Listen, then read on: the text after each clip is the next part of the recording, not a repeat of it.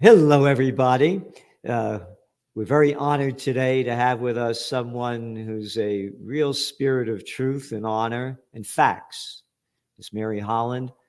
And we're going to talk about a number of things regarding health and what is going on in the world and how it's really messed things up in ways that who would have believed. We were just talking before we went on the air about, I'm up here in Kingston, New York, and she said how nice it is up here. And I said, yeah, but the whole place has changed since the COVID war. And I call it the COVID war because that's the language that the presidents, Congress, from Italy to France, all over the world leaders call it a war. We're fighting a war. So when you fight wars, the people follow very obediently. So the whole, Mary, the whole situation has changed. Life is dead up here now. 9, 10 o'clock, the streets are empty. The mentality's changed dramatically. I think you're so right to call it a war. It was a war. And this war on infectious disease has been going on for centuries, for decades, intensively in the United States. And it was primarily focused against children. So we're Children's Health Defense. I'm CEO of Children's Health Defense. And we've been at this war around infectious disease. And, that truth is always the first casualty of war. We've been at this a long time. But COVID, the bad news and the good news, Gerald, is that COVID made the issue around vaccines and lockdowns and intense draconian mandates, testing, masking. It made these issues that the whole global population has to deal with. They locked down businesses worldwide. They destroyed small business, so-called small business, nightlife, restaurants, retail. They kept the mega corporations. This was a huge wealth transfer to the global mega corporations, the oligarchy that has so much power. So this was all intentional. And I think you're absolutely right to call it the COVID war. And we're in a sort of a truce, I think, in the COVID war, but it's not over. And the oligarchic forces are really looking towards this World Health Organization pandemic treaty at the end of this month and putting in place infrastructure for pandemic preparedness and response, keeping the war going, keeping all of these. And you're absolutely right. In a war, populations tend to be obedient because they believe that they're being threatened with death, be it by an enemy or by a virus. And so it induces compliance. Again, the good news is that through COVID, even though it wasn't reported in the global press, there was global pushback against the measures that were put in place. So it's a mixed picture, but it was a war, and we're in a truce. There's not been a true demilitarization at all. Again, that's not my language. That one person after another, they all called it a war. And I make the case with that little boy of nothing, little Georgie Bush. His popularity rating was in the toilet when the .com bust happened back in 2000. And then all of a sudden, the war on terror begins. He said, we're going to get that guy Osama bin Laden, dead or alive. 90% of the people supported the Afghan war.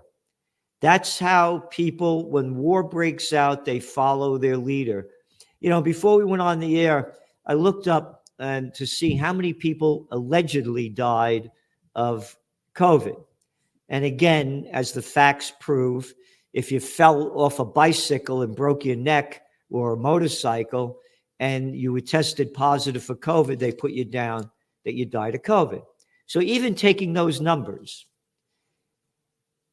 a grand total of 7 million, a little over 7 million people out of 8 billion, this is according to the data, died of COVID in a period of 4 years. So we're looking at 99.1% of the people are still alive. And they all call it a pandemic. A pandemic. The World Health Organization called it a pandemic on May 11th, 2020. The COVID war breaks out in China, allegedly on Chinese Lunar New Year, the year of the rat, in January. January, February, March, the grand total, 4,219 people died out of 8 billion, and they called it a pandemic. Well, we know that calling it a pandemic enabled all kinds of emergency governmental powers worldwide, and it enabled the opportunity to make emergency use authorization products, which didn't go through standard licensing. So the masks, so the shots, they were all emergency use authorization, essentially no liability.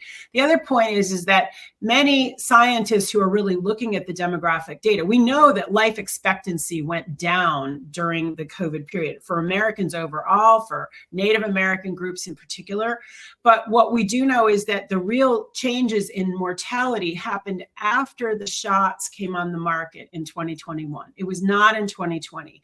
And according to some demographic analysis, Denny Roncourt in particular, 17 million people have died related to the shots, from the shots, not from COVID, the viral infection of SARS-CoV-2. So there's an awful lot to unpack here. And one of the most disturbing things is that the powers that be would like to tell us that that was a success. It was a horror. It was a nightmare. It was a war. People haven't recovered, and the truth hasn't recovered. The truth is dribbling out, and we still don't know the whole truth by a long shot. Both, the people around the world are trying to tell us that the COVID measures were a success, and we just need more of them. We need more tests. We need more, experimental shots. We need more testing. This is insane. This is absolutely, it was an abject failure. They suppressed medications that were inexpensive and known to be effective against respiratory viruses. As you point out, there never was a pandemic. And basically, in pushing these masks and pushing the lockdowns and pushing the shots, they completely they tried to turn every person on the planet into an experimental subject in violation of a common international law obligation that no one should be forced to be in an experiment. No one should be a guinea pig under the Nuremberg Code. And this was an experiment. It was a massive global experiment. And in my view, it was an abomination that should never happen again. But that's not the public discourse from our governments or from pharma or from the powerful players around the world. They're still trying to say overall, well, a few mistakes were made and maybe a few people were hurt. It was sort of like, you have to break the eggs to make the omelet. Yeah, and again, the masses followed. I had a rally up here in Kingston when everything was locked down. And I'm one of the most hated people up here for having done that. And we all died, by the way, that were at the rally. We all died of COVID. There you go. Yeah. And there's this stuff that they had out, everybody's sanitizing their hands, like I used to say, don't forget when you masturbate, you better sanitize your hands, I mean, they were making this stuff up and no one talking about the dangers of doing this. Listen, Tony Fauci, who is in many ways the sort of the master orchestrator in the United States, he's going to be in front of Congress on June 3rd. That's the plan. But he admitted under oath in his most recent testimony that wasn't for the public. He said, we made it up. The 6-foot distancing, there's no science behind that. Yep. How unbelievable that the whole world would be subjected to this ludicrous idea that people should keep distance from one another, and there was nothing behind it, and yet they put it out to us as if the gods have spoken. There's so much to be concerned about with what happened during COVID, and my biggest concern right now is let's not let that happen again. And fortunately, there's really fantastic global pushback right now against what the World Health Organization and the UN and the World Economic Forum are trying to push on us, which is this global infrastructure for pandemic preparedness and response. It is a disaster in the making. Again, look how many people were censored. I mean, what they did to, Dr. Joseph Mercola and others, taking them off, YouTube and censoring people that came out with facts against it. right across the street over here, there's a big parking lot right next to the Ulster County Courthouse. And they took the farmer's market off the street and put it in the parking lot. Adults, like kids in kindergarten, outside the parking lot were drawing circles with chalk every 6 feet going into the parking lot. And then someone counting the number of people going into the parking lot with the vendors for the market over there, counting the number of people that went in, and then 6 feet in front of all of the vendors, circles, because the wind blows exactly in straight lines in 6 feet. It doesn't go up, doesn't go down, doesn't go around. These are adults that are doing this for the farmers market.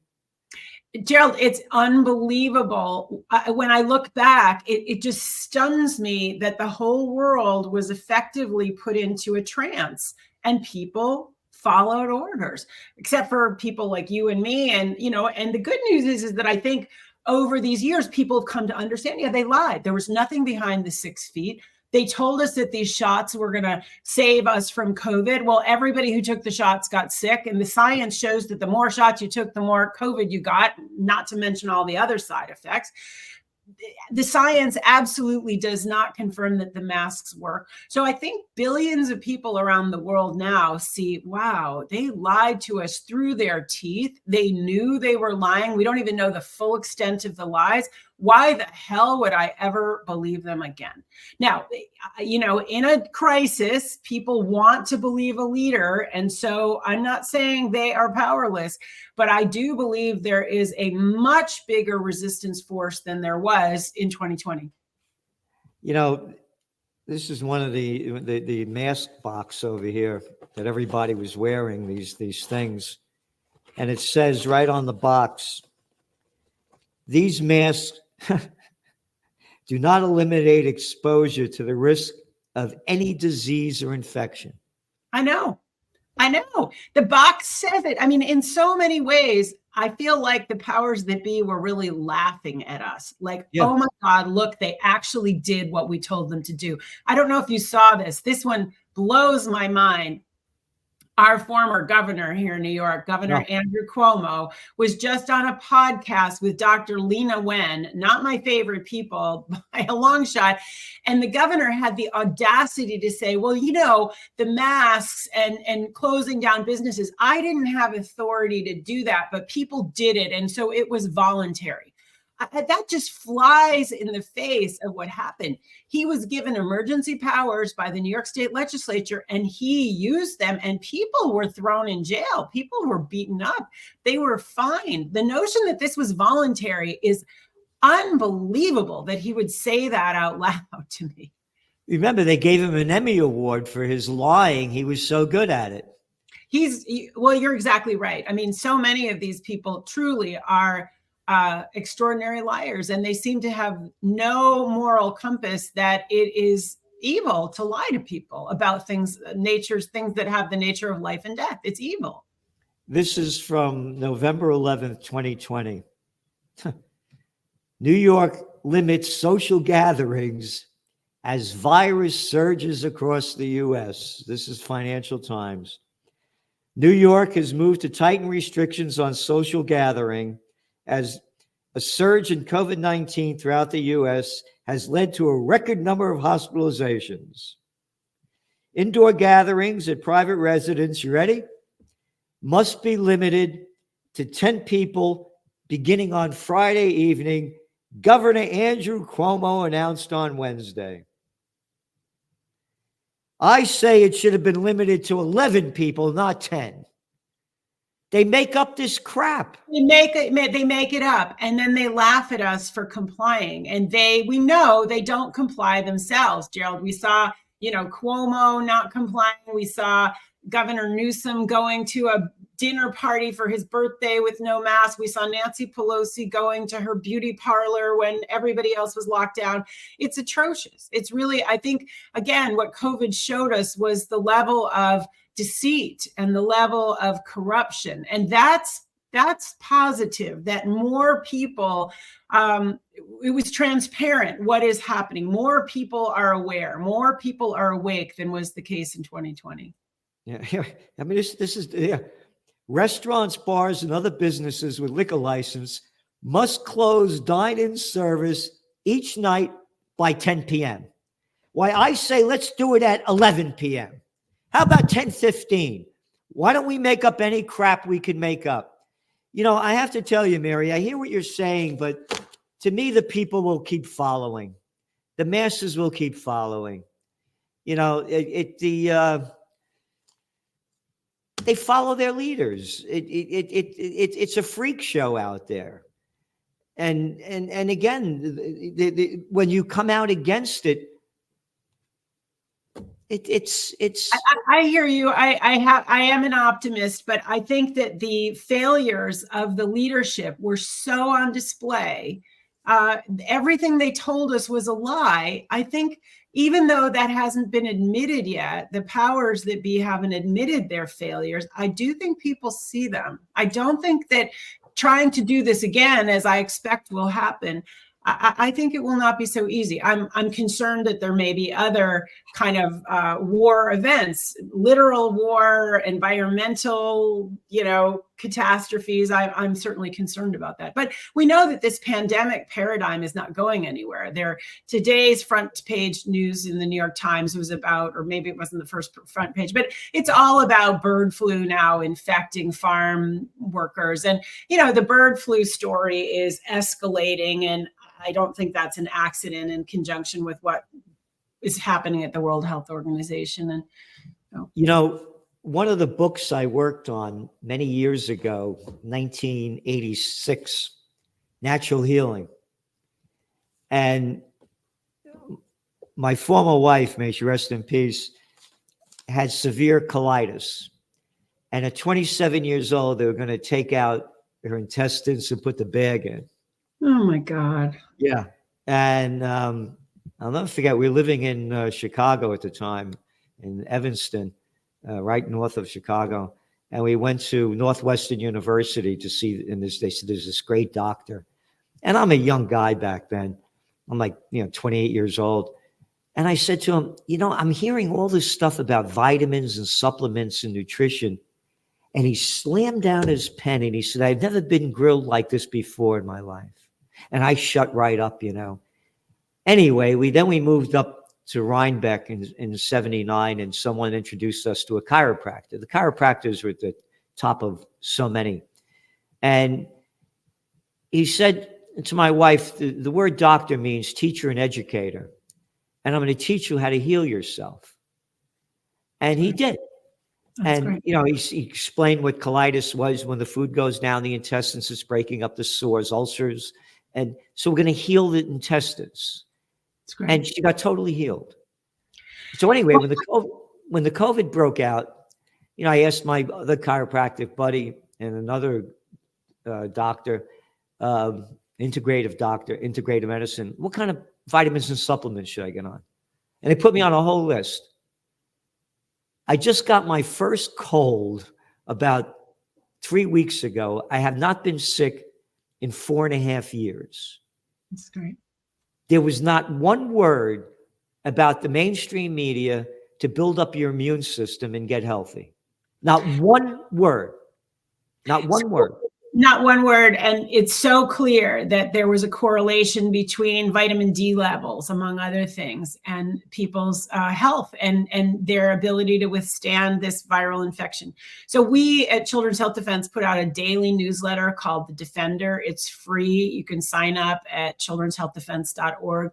We have also CHD TV. We have streaming every day on topics of health related to children, but also censorship, COVID, all the things we're talking about. Chiropractic have been at the front of the sort of health, true health, and against so many of the paradigms. And we're grateful to them. We work very closely with many chiropractors and integrative physicians. As you say, we've been working with the physicians who stood up, who are at FLCCC and Dr. Zelenko, and we've been trying to tell people the truth.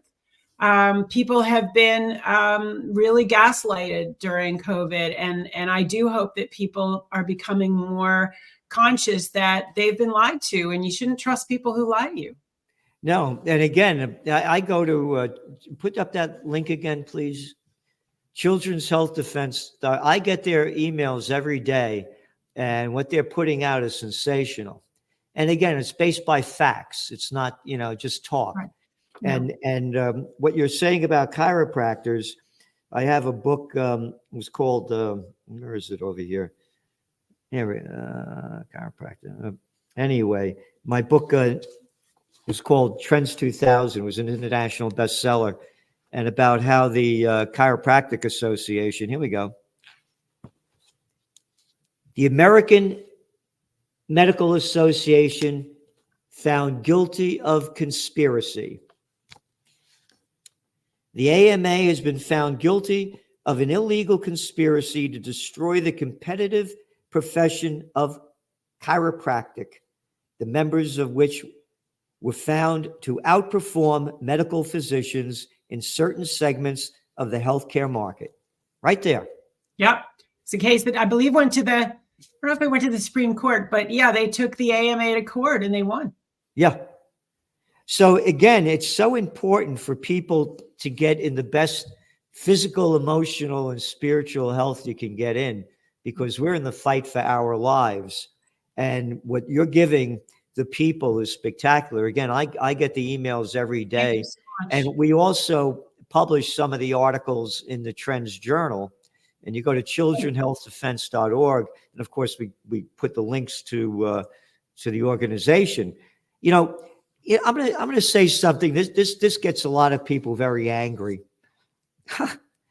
You look at the obesity rate in America, and again, these are the facts according to the CDC. Out of 73 million people between the ages of 1 to 17, less than 2,000 allegedly died of COVID. 61% of those hospitalized were obese. Yet, they forced the vaccinations on young kids, closed down the schools, sent them home. Oh, now the kids aren't going back to school, and I don't blame them. If I stayed home, I hated school from kindergarten. I ran away, and now they're staying home week after week, month after month, year after year. I don't want to go back. Now they've caused all this serious damage, but they weren't dying of COVID. COVID, most children, Gerald, developed immunity without ever getting sick. They have very robust immune systems, more than adults, more than elderly people. They didn't come down with COVID, let alone do they need a shot. And yet our government officials are still pushing COVID shots, incredibly dangerous interventions on babies 6 months old and up. I mean, we are living in, an upside down world. But our health overall in this country and children's health is not what it should be. It is not good. We are watching a chronic health epidemic, and we're doing nothing about the chronic diseases. Here we're focused on this infectious disease that was not what they told us it was. And yet we have chronic asthma, autism, ADHD, cancer. We have these serious chronic conditions about which we're essentially doing nothing, except that pharma is making a ton of money on them. And in a different show, we could talk about, we know that all of these chronic health conditions are plausibly related to these early medical interventions with young children. They are plausibly related to vaccines. And we've done some of the groundbreaking research on comparing outcomes of vaccinated and unvaccinated children. And this is really something that affects every person in this country, every child, and increasingly worldwide. So anyway, yeah, we've got our work cut out for us. I'm 77. I'm the first of the baby boom generation. And there were kids, like 40, 50 kids in my class. You had a friend that maybe had a brother that had Down syndrome, one out of, nobody had autism. Nobody had autism. It didn't exist. Nobody had asthma. Nobody had severe allergies. Nobody knew what an EpiPen was. Very few kids got cancer, if ever. No kid had depression or anxiety or apraxia or dyspraxia. It's obvious looking at the big picture that what we're doing is causing harm. It's obvious. And we need to drill down and we need to get that done. We need new people in positions of power at the national level for health, because what's happening is wrong. Well, as I call it, it's a crime syndicate running the country. It is a crime syndicate. You know, by their deeds you shall know them. What's your favorite war and how much money they have to steal and give to the too big to fails. I could go on and on. But going back, when I was a kid, you know, everybody got chicken pox, measles, and mumps. And there's good science, Gerald, that if you got chicken pox and you got measles and you got mumps and you got rubella, you have a stronger immune system. That's what the science shows. You're less likely to develop certain cancers. You're less likely to develop other diseases later in life. There was a reason why children had these basically trivial childhood diseases. So, you know, there's a lot to be done to turn this around. And again, all of this ultra processed food that people are eating, the crap food. So I was going to say, this is what people hate me about. What a lot of things they can't stand me about, because I say things that are against what the mainstream media says. But, you know, once upon a time, mothers used to raise their children. So I came from a family, there were 5 of us, and they had what they called change of life kids. But my mother and my aunts and uncles, my aunts that had to work, my grandmother or aunts would take care of the kids. They were cooking for the kids, for the family. They were cooking. You look at the videos from Woodstock, my generation. There's no blimps. Yeah, people were healthy. Because the parents were cooking for the children. Now they get a kid, they throw him in a daycare center, which I call nursing homes for children. And you're out of your mind when you're a kid, and you got a stranger raising you, and they're feeding them crap. They're feeding them crap. So we definitely are putting a lot of attention on food because it's so important. So we have something called Big Food Watch. The ultra processed stuff is not only garbage, it's poison. It really harms people's health. So I totally agree with you that the food is an issue, and bringing kids up, right? And I think one of the positive things we're seeing is this resurgence of homeschooling, right? The parents are in charge. Get them out of these public school systems, get them out of the private, get them into the home, co-ops with other like-minded parents. And there's millions of kids now who are doing homeschooling in the United States. And that's a very important development. We've worked with some of those homeschooling communities and various lawsuits we've done. Yeah. I ran away from kindergarten at 4.5 years old and crossed the Boston Post Road in the Bronx. They took me out because they knew that I'd be dead. I hated every day of school. All it is, it's not a public school, it's a government school. It's a brainwashing system.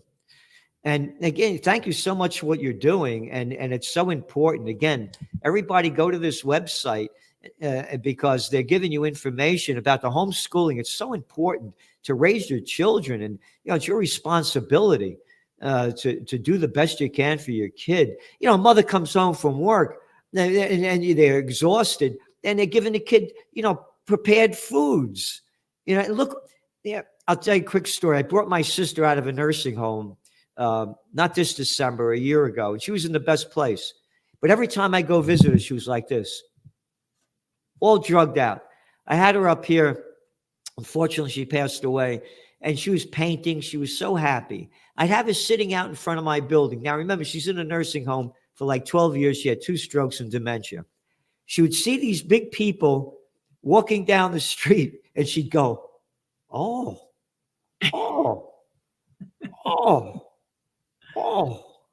She could not believe what the people looked like because she hadn't seen them in so many years. Wow.